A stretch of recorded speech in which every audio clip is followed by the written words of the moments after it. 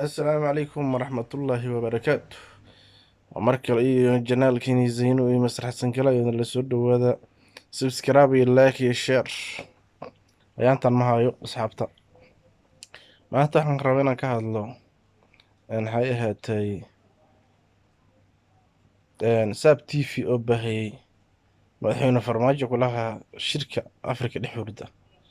إنكاس أنا حقيقي كرين معناه وحسوحكم مدحوين حتى محو هذا الكلام يستري وريوحو يري مدحوينها دالك صوماليا معناها ماشي تحكم قطع عنصرنيمو ساب تي في كجرتا iyo maamulka jeegaanta ay waxaas u sheegaan iyo cabsi ku jirta marka saddexaa isku darsantay cabsi iyo maamulka jeegaanta cabsi uu ka cabsay maamulka jeegaanta iyo muuse handaraab iyo waxaa isku darsamay iyo waxay ahaatee cunsurnimo ku jirta madaxweyne dalka soomaaliya kuyi asagoo soomaaliya maaha miya yaa madaxweyne soomaaliya maahani dalka soomaaliya miya somaliland macnaha go'da miya marka waxay ahaatee xorriyadna ma haystaan waxna ma haystaan ma garateen waa maamul goboleed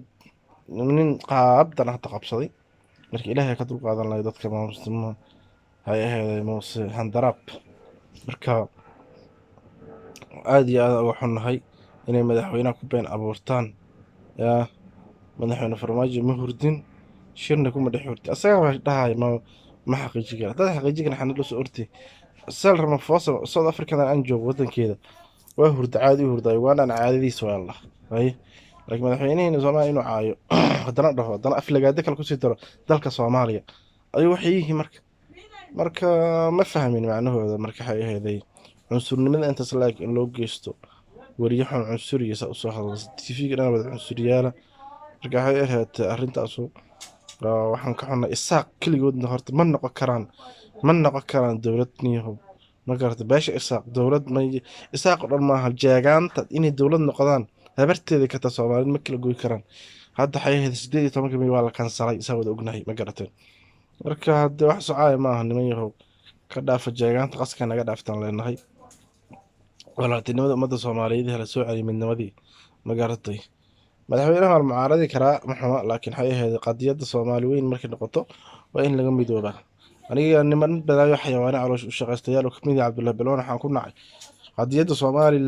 Soomaaliya ay jeegaanta markay soo istaagto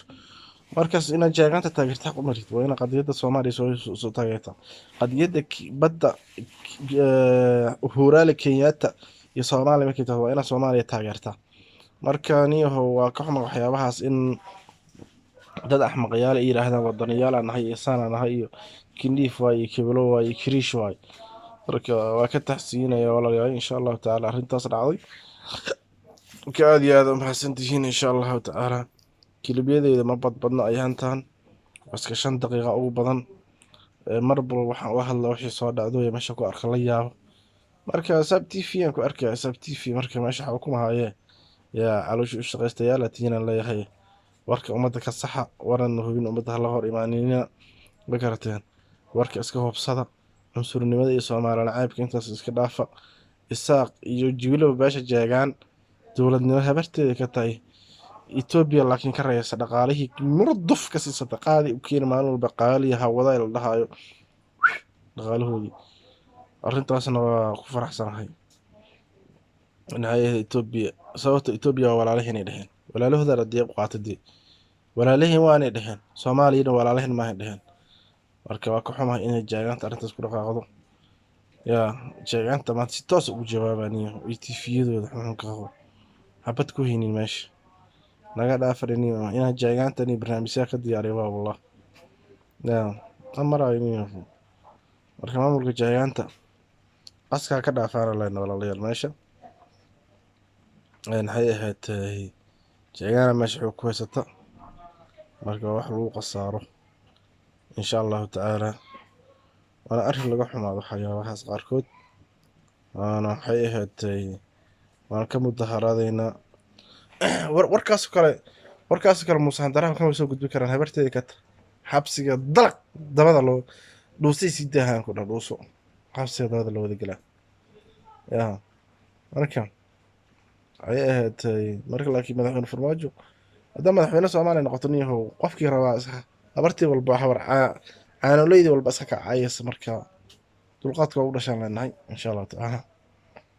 waana mahadsantihi. wassalaamu calaykum waraxmatullahi wabarakaatu.